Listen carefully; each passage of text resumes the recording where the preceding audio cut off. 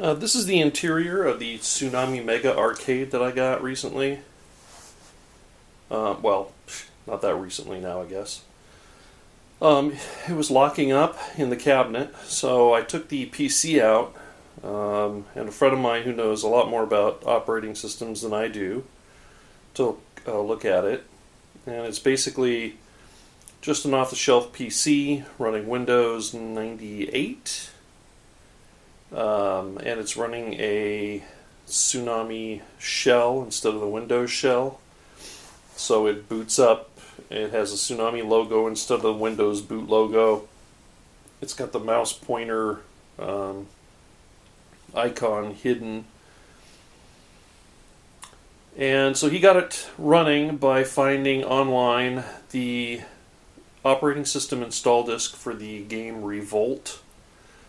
Now, Revolt came out, I think it was the late 90s for PCs and consoles. It's basically like Mario Kart, except you're driving radio-controlled cars around.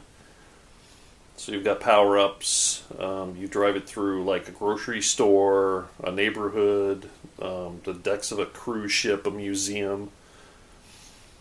It's actually a really fun game, but Tsunami, who made the Mega Arcade kit that you see, also made a motion game for Revolt, where it's a sit-down driver game where the seat actually moves with your input as you're playing the game. So my friend found that the install disk for that seemed to be the same install disk for the Tsunami Mega Arcade. It's just that Revolt only runs one game, Revolt, and the Mega Arcade could have up to, there were 7 games released for it, and it just cycles through the attract modes until you pull the trigger to play whichever one you want. So, because I didn't get the software install discs when I bought the cabinet, even though I was told that they had them, that was the best bet that we could come up with. Turns out my friend got it up and running, the PC on his workbench, brought it back, I put it in the cabinet, and it's not recognizing the controls. So we still seem to have a problem. The problem might be this board here. It's a board made by Hap Controls that converts the inputs to USB. So these wires go to the joysticks, this test and service bracket. This unconnected connector would go to the coin door, and then those inputs all go USB into the PC. So I don't have the coin door obviously hooked up. I also don't have audio. Audio comes out of the audio card in the PC. Just mini stereo plug out that goes into an audio amplifier powered by the Molex connector from the PC, and then it goes out to the speakers. I don't care about the audio in this test. I don't care about the coin door in this test. We've got the game set up for free play. But as I said, it's not recognizing the controls in-game. If you boot to Windows and go to the game controller setup in Windows, it actually sees the joystick, the throttle, and one half of this.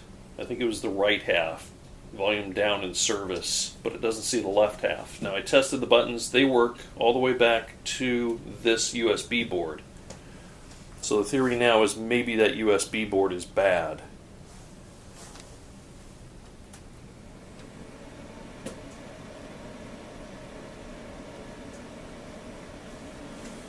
So, yeah, just a video showing that made a little bit of progress, but still doesn't work. So there you can see, normally there'd be like a Windows logo boot screen, and it's replaced with the Tsunami logo. If you notice a couple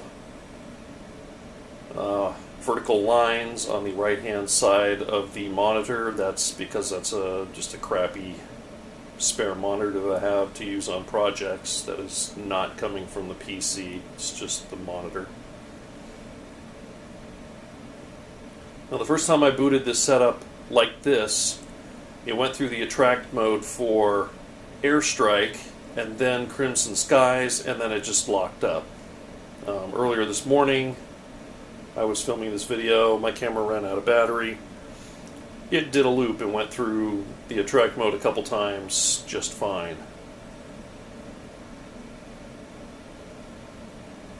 So there still might be an issue apart from USB, I'm not sure. So I'm not sure how much more time we're going to put into this to try and get it going.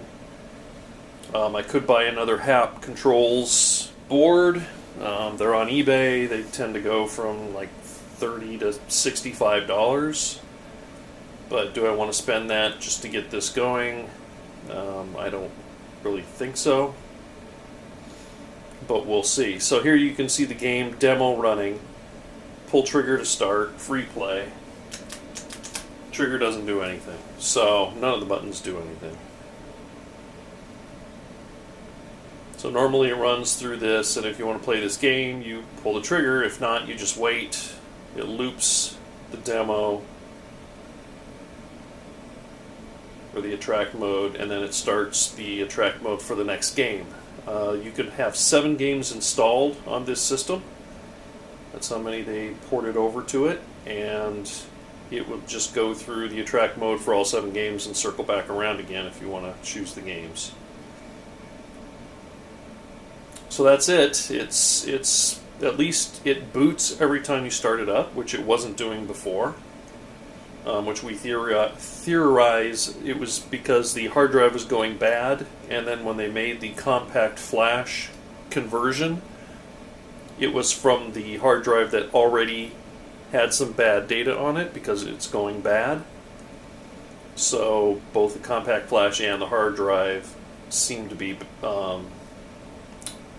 have problems, and that's why it wasn't booting. So once my friend reinstalled from the Revolt operating system install disk, transferred the games, at least Crimson Skies and Airstrike over.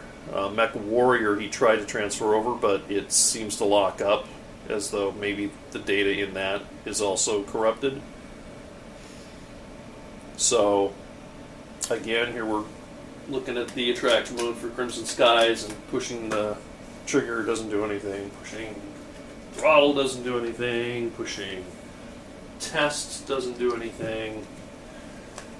But if you edit the Windows system ini file so that it boots to standard Windows shell, you can go into controller configuration, and it sees everything except, I think it was this left-hand side, the up and test button.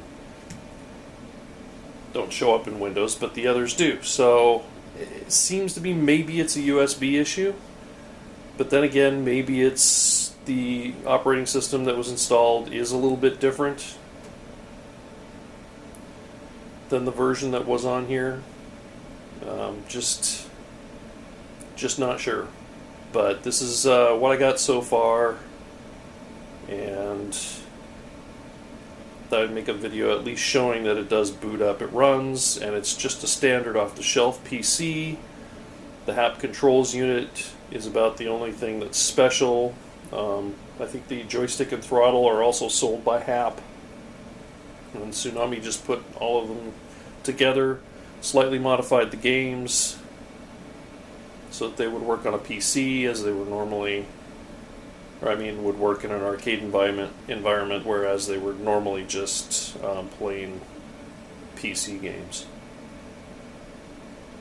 So, just a slight update on that. Also, in the video there off to the right, you can probably see the War Final Assault cabinet that this game was in, that now has a standard control panel that I built on it with 2 joysticks, 6 buttons for each player, as I'm going to be turning that cabinet into a MAME cabinet. So one project turns into another.